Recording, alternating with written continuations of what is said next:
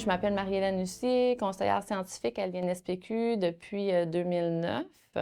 J'ai participé à plusieurs rapports sur la santé des communautés linguistiques, dont celui-ci qui s'intitule Disparités en santé mentale et ses déterminants chez les jeunes du secondaire au Québec selon la langue d'enseignement.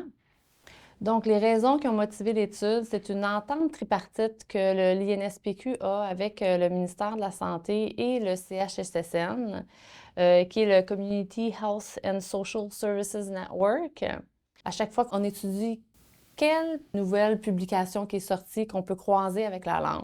Donc, on sélectionne des enquêtes qui ont une variable langue à l'intérieur. On n'avait jamais étudié la santé mentale des jeunes. Donc, ça, c'est l'enquête québécoise chez les jeunes du secondaire. On n'avait jamais étudié cette enquête-là dans le cadre de l'entente tripartite. Donc, on a soumis cette idée-là et c'était ce qui a capté le plus l'attention. Le rapport a été débuté en 2018, c'est publié en 2022, donc ça s'est étendu sur 4 ans. Je suis la co-auteure, 2 autres auteurs à l'étude, Ernesto Ameo-Gea, et j'ai ma collègue Rasmi Tit, qui est aussi, qui porte le dossier des communautés linguistiques depuis ce temps-là. Donc, bonjour, mon nom est Rasmi Tit. Je suis conseillère scientifique à l'INSPQ depuis 2023. J'ai nouvellement le mandat de travailler sur la santé des communautés linguistiques. Donc, je n'ai pas participé au rapport sur les disparités en santé mentale chez les jeunes secondaires selon la langue d'enseignement. Par contre, j'ai fait beaucoup de recensions des écrits, donc je suis pas mal au fait des thématiques ou des enjeux qui touchent les communautés d'expression anglaise. Donc, l'échantillon était 63 000 étudiants au secondaire au Québec, de secondaire 1 à secondaire 5, donc vraiment tous les niveaux du secondaire. Les écoles publiques et privées secondaires également ont été recensées, à l'exception des écoles secondaires des terres cries du Nunavik. C'est une étude de l'Institut de la statistique du Québec. La seule variable relative à la langue, c'était la langue d'enseignement. Donc, on n'avait pas accès à la langue maternelle ni à la langue parlée à la maison. Donc, les élèves qui répondaient à l'enquête, c'était pas une variable qui était demandée à l'étude. Donc, on peut pas... La seule qui était demandée, c'est la langue d'enseignement.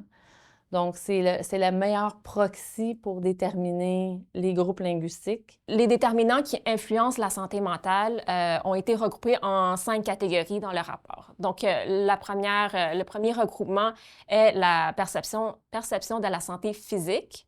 On parle ensuite des habitudes de vie, comme l'activité physique, le sommeil, par exemple. On parle aussi des comportements à risque. Ici, on va parler d'utilisation de tabac, on va parler de consommation de drogue ou d'alcool. Ensuite, on parle d'adaptation sociale. Donc ça, c'est en lien avec le risque de décrochage scolaire ou l'estime de soi, par exemple. Et finalement, on parle de violence. Donc ici, ça va être la victimisation, ça peut être la cyberintimidation ou la violence dans les relations amoureuses. Donc, les méthodologies utilisées dans le cadre du rapport, ça a été 2 mesures pour mesurer l'écart entre les élèves qui étudient en anglais et ceux qui étudient en français. Donc, la première était la différence de risque. Donc, la différence de risque étant le risque qu'un indicateur mesurant l'état de santé ou le déterminant de santé chez les francophones, moins le risque, cette même proportion-là, ou le risque chez les élèves qui étudient en anglais. Donc ça, c'était la première. Donc ça nous donnait une différence absolue en pourcentage entre les 2 groupes. La deuxième mesure qui a été utilisée, c'est le risque relatif. Donc ça, c'est la division du risque chez les francophones, chez les élèves qui étudient en français, sur le risque chez les élèves qui étudient en anglais. Donc, il y avait comme un risque, une différence absolue pour la première, la différence de risque, puis la deuxième mesure, c'est un risque relatif. Donc, ça mesure c'est 2 façons de voir la différence, l'écart entre les 2 groupes, puis on les a considérés les 2 donc, on trouvait ça plus riche d'avoir les 2 pour pouvoir identifier est-ce qu'il y a vraiment un écart entre les élèves qui étudient en anglais et les élèves qui étudient en français. La différence qui était la plus marquante, c'était la victimisation et cyberintimidation aussi. Donc, victimisation à l'école ou sur le chemin du retour de l'école et la cyberintimidation. Donc, les deux, et en présentiel et dans le monde virtuel. Donc, on a observé, je pense que pour cet indicateur-là, on était à 53 % chez les élèves qui étudiaient en anglais, contre 36 % pour les élèves qui étudiaient en français. Le deuxième indicateur qui s'est distingué en défaveur des élèves qui étudient en anglais, c'est le sommeil. Le sommeil insuffisant durant la semaine d'école. 51 % des élèves qui étudient en anglais n'ont pas assez de sommeil, n'ont pas les heures de sommeil recommandées la semaine, contre 32 % chez les élèves qui étudient en français. Les deux autres qui se démarquaient le plus pour les élèves qui étudiaient en français, donc en défaveur de ceux qui étudiaient en français, c'était la prise de médicaments pour se calmer puis pour l'anxiété. 59 % chez les élèves qui étudiaient en français contre 38 % chez les élèves qui étudiaient en anglais. Et le risque de décrochage scolaire aussi, qui est plus élevé chez les élèves qui étudient en français. Donc, 18 % contre 12 % chez les élèves qui étudient en anglais. En plus des indicateurs de santé que Marie-Hélène a mentionnés, dont la victimisation et le manque de sommeil, les jeunes des écoles secondaires anglophones sont proportionnellement plus nombreux à avoir un diagnostic de TDAH, à avoir un diagnostic de troubles alimentaires. Ils sont aussi proportionnellement plus nombreux à ne pas se percevoir en bonne santé. On peut penser aussi au soutien familial qui est plus faible et à leur capacité de gérer des problèmes ou différentes difficultés de la vie, ils ont une capacité plus faible. Et finalement, on remarque aussi qu'ils sont proportionnellement plus nombreux à être victimes de violences par des gangs de rue. Il y a des facteurs de risque, puis il y a des facteurs de protection. Donc, dans les facteurs de risque, la pauvreté sort souvent comme déterminant de la santé en général et de la santé mentale des jeunes.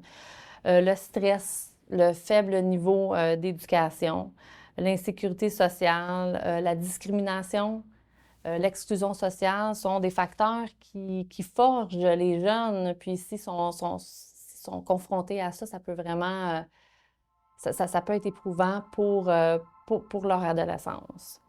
De l'autre bord du spectre, on a les facteurs de protection. Donc, les facteurs de protection qui peuvent favoriser la santé mentale à l'autre opposé, c'est les ressources de base comme la résilience, l'estime de soi. Ça, c'est des facteurs de protection. Le niveau d'activité physique aussi qui est toujours très important. Le soutien social, l'inclusion sociale et les environnements favorables. Ces facteurs de risque et facteurs de protection affectent tous les jeunes de façon égale à travers les communautés linguistiques. Les écarts les plus marquants qu'on a observés, il y en avait 2 dans chaque groupe linguistique. Donc, il y en avait d'autres aussi qui se sont distingués. Donc, en tout, il y en avait 8 pour les anglophones, je me rappelle bien, Rasmi. Puis, combien pour les francophones? En défaveur des jeunes des écoles francophones. D'accord. Donc, les 2 qui se distinguaient le plus en défaveur des anglophones, dans le fond, c'était la victimisation sur le chemin de l'école, la cyberintimidation aussi, qui faisait partie du même indicateur, si tu te rappelles bien. Chez les jeunes des écoles francophones, on remarque en fait qu'au niveau du risque de décrochage, toute proportion gardée, la proportion est beaucoup plus importante chez les jeunes des écoles francophones au niveau du risque de décrochage. Et aussi, on remarque une proportion plus importante au niveau de la prise de médicaments pour gérer l'anxiété ou les troubles de concentration. Ouais. Donc, l'objectif de l'étude étant de mesurer les écarts de santé mentale entre les jeunes qui étudient en anglais et les jeunes qui étudient en français a été rencontré. La conclusion principale, c'est qu'il n'y en a pas vraiment de généralisation de différence entre la santé mentale des anglophones et des francophones. Oui. Ouais. Les 2 groupes étaient similaires. Donc, leur état de santé mentale était similaire. Il y a quelques résultats qui se distinguent, mais en gros, pour 80-90 % des indicateurs, c'était similaire.